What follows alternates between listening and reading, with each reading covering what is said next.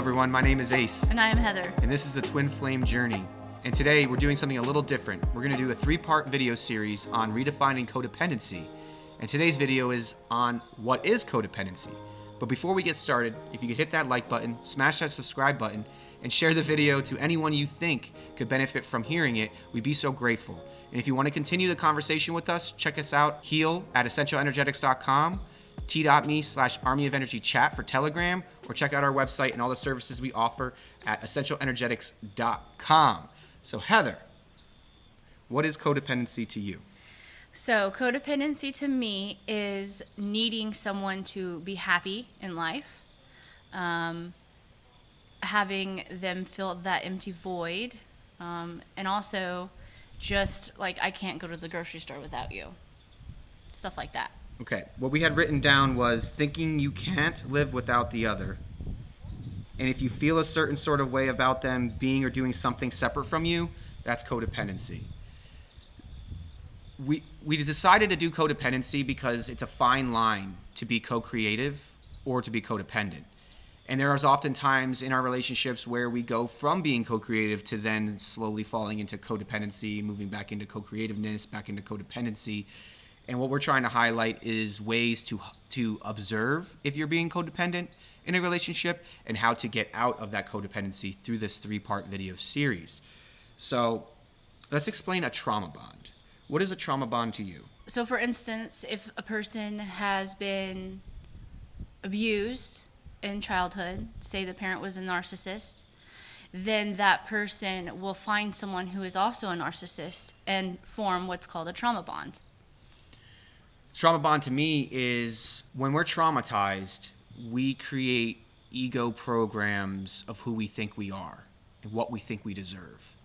In reality, they're illusions. In reality, they aren't actually true and they don't fit us. But in that now moment, based on the perspective that we are donning, that is how we feel. And so there's oftentimes, where you'll see someone date someone who's really mean, who's abusive. And you don't understand why. You have all these other suitors around that are kind, they're nice, they take care of people, they're really good, but why can't this person accept someone who's good for them? It's because they don't believe they deserve it. And based off of their past and based off of the past traumas, they form bonds with people who feed on them. And usually in a trauma bond, there's a narcissist and a neurotic. But where a lot of people don't understand about neurosis is the opposite side of narcissism. So narcissists believe that they are perfect and that they do nothing wrong and they project everything out onto everyone else. Neurotics believe that everything is wrong with them and that everything is their fault and they take that blame on. So the neurotic gets fed their illusions from the narcissist and the narcissist gets fed their illusions from the neurotic, and they form this trauma bond that allows for them to kind of navigate together, but it's very toxic, it's very abusive, and it often ends in misery. So have you ever met a couple who were in a codependent relationship that were able to turn it around and create and co-create it from there? I actually have not. You have not. And we believe that codependency is a sort of karmic relationship type issue. We've formed some codependency here and there, but we're able to check it because we have that growth mindset. We're in a divine union where we want to be the best for one another. We want to be the best for ourselves. So there's that communication that disallows for codependency to really take root and start to change the vibration of the relationship. I'm not saying it doesn't take root. I'm not saying it doesn't happen. But because we're more aware of it and we're more willing to do something about it, it doesn't seat and it doesn't become a real thing in our relationship. But in karmic relationships, they often destroy them because a karmic relationship's based in lessons. And when you're learning your lessons about codependency, you kind of got to be in a codependent relationship to learn those lessons, or you really won't get a foot or a handle for it. You really won't get a sense of what it is. So we feel that a lot of our codependent relationships occur before we move into these divine unions, and then the divine unions start to play on different lessons that we have to work, which is sharing, which is the mirroring effect, letting it go, not creating storylines and narratives. So Another thing we wrote about this was the inability to participate in life without the other. While it's okay to want support in life's challenges, it's important you can do it on your own, and you know you can. So what does that mean to you? And how did you move from being a codependent in a relationship to now being co-creative with me? I used to be very codependent, thinking I need someone to take care of things that I didn't take care of for myself. Just different things, because I didn't believe I could do it myself, actually. And then I become awoke and aware, and through that I decided to change myself and do those things for myself. And through that, I can now do things for myself and bring that into our relationship. Something we have segued here is talking about healthy codependency. And that's why we wanted to redefine codependency, because everyone believes it's just horrible, bad juju thing going on that will destroy every relationship. But at the end of the day, codependency is part of a relationship. It's depending on another to do things for you that you know you can do for yourself, but you don't have to. That's the level we're at now with it. It's surrendering into letting her take care of me when I know I can take care of myself. I haven't been in codependent relationships because I have this aversion to it.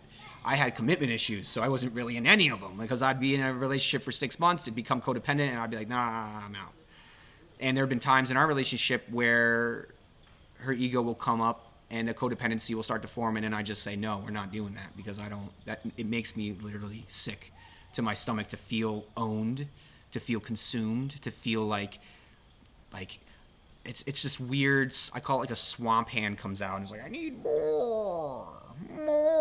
It just doesn't work for me. And so what I wrote down here was, I am an individual who is self-reliant and fully capable on my own, yet through choice depend on love of another to share my life with. I can do this stuff on my own. It doesn't mean I want to do it on my own.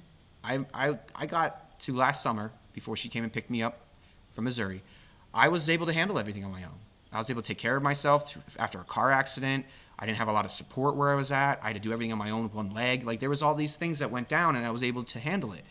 But what I realized also while being able to be independent and handle all my stuff is that this sucks, and I don't want to do it alone anymore. And when she offered to come pick me up and come back to Nebraska with her, I just said, I surrender, and I accept, because this sucks to do it alone. Codependency, it's depending on the other for things that you can give yourself. Love, if you're trying to drink from an empty cup, right? If you're feeding everybody around you and not feeding yourself, then you're starving. And when you're starving, you can't think. When you're starving, you can't act. So there's reasons why codependency can become a problem. But interdependency, if you just change the wording about a bit, interdependency is the ability to rely on someone else to help you in your life, to build a life with someone else without being addicted to them, being addicted to and being in need of them all the time. For an example, let's say someone wants to go hang out with their friends, and that triggers you for whatever reason. Different reasons can come about from that, but that is codependency too. Yeah, how about an issue that her and I have been having, and this could be a bit of a codependency thing with me, is spending too much time with people outside of me, where we don't have as much quality time to spend together as we used to, as we're working a lot, we're grinding, we're doing all these things, and she'll take that time to go spend with someone else who needs help, instead of taking that time, some of that time, to spend with me to make sure our relationship is where I feel it should be. That doesn't mean that she's wrong in what she's doing. It doesn't mean that I'm wrong in how I'm feeling. But there needs to be a communication that goes down to say, and a 0-point balance needs to be struck. So, hey, I'm feeling a little jealous over your relationship with this person. I'm not jealous of that person. I'm jealous of the time you're spending. because you're not spending a little bit of time. You're spending a lot of time with them. And at first I was okay, but as I've been going through this, I'm finding myself less and less okay with it. Now it's affecting me. Now my thoughts are changing. I'm not saying it's your responsibility, but I'm saying that this is what I'm going through right now. This is how I'm feeling right now, and I could really use your support in finding a 0 point between that so that my ego can go back down, and so that you can still live the life that you want to live, but being respectful to what it is that I need or I desire. So again, it could start off as a codependent tiff, and we could turn it into an ego battle where we fight each other and we argue and we do all these things that make us feel less than. Or we can stop, take it from an innocent lens, right? Go back to our innocence and just go, hey, this is how I'm feeling. And this is what I think is going on. I don't know, because I may be dealing with some emotions right now that's misconstruing what's happening. So this is how I feel, and this is what I would desire from what you're doing to help alleviate that. Could you meet me in the middle? And that's when you say, Yeah. and then do what is needed to find that compromise. A lot of times relationships fail because the other doesn't want to compromise. They're so individualized that they refuse to come together to make decisions. They refuse to come together to work through stuff, and they refuse to come together and communicate. Codependency will create more individualism, because eventually the codependent, whoever is more codependent at that time, will then start to skirt and push away. And they'll start doing stuff for themselves because they're not getting what they need from the other. And because the communication has broke down, now everybody's on their own. They're all free. They're free for alling, and that's when arguments start. That's when egos start getting hurt, and that's when communication breaks down, and that's when there's issues arise in the relationship. And we have to be willing to hear the other person and hear their gripes and hear their misgivings, so to speak, right? And we have to be able to receive it with love and in light, and accept what they're saying, and don't get triggered, because it's not about us at the end of the day. Like, what she was dealing with is, she's fine. It was my thing. What we were dealing with was mine. And so I knew that, and knowing that, being that we're in a divine union and not a karmic relationship, I'm not going to project onto her. I'm going to lean in. I'm going to come to her and go, hey, this is what's really going on. Can you help me with it? To be that vulnerable in your communication will guarantee that no tiff or argument lasts longer than a day. So, to wrap up this video, what is being co-creative in a relationship to you? And how do you go from being codependent to catching it to then co-creating with your divine union flame? Communication is key. If you don't have that communication, there you can't co-create, because it will come in crazy ways. In like what ways? Well, let's say you are trying to co-create a house together, and if you're not on the same page on, say, the chore list, then it's going to be awry, So stuff like that. So everybody it's teamwork at the end of the day. Like codependency, you can be codependent or you can be a team member. And that's big in our household. It's all about everyone pulls their weight. Everyone has a job. Everyone does chores. We all do it together. We switch off what chores they are, regardless if they're young or they're old. Because the more that you participate with your other, the more you participate in life, the more that you're going to want to participate in life, the more you're going to want to work through issues if you work through issues. Avoidance is codependency.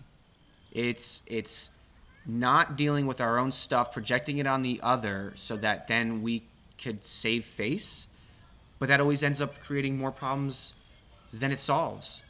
And so that is why we decided to do this very first video on redefining codependency, explaining it from a different lens, lightening it up a little bit, because a lot of people have fear of codependency, just like I did, giving some examples of what codependency is, what creativity is, and ways that you can better communicate to reduce the amount of codependency in your life and increase the co-creative nature of your relationships. So, you got anything else to say before we jump off? No. Well, we're very grateful for you joining us today. And we thank you so much. We're so proud of all of you for taking the plunge and doing one of the hardest things I've ever done, which is jump into this relationship. Hard in some ways, easy in others. Very flowy, very fun, very loving, but very challenging. If anyone would like to work with us one-on-one, you can email us at heal@essentialenergetics.com. If you would like to check out our services, essentialenergetics.com. If you would like to continue the conversation on social media, check us out at Telegram at t.me/Army of Energy Chat.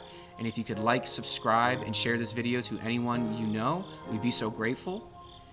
Anything else? No. And with that, we hope you have a wonderful day, an even better evening, and we will see you again sometime soon. Take care, and goodbye. Goodbye.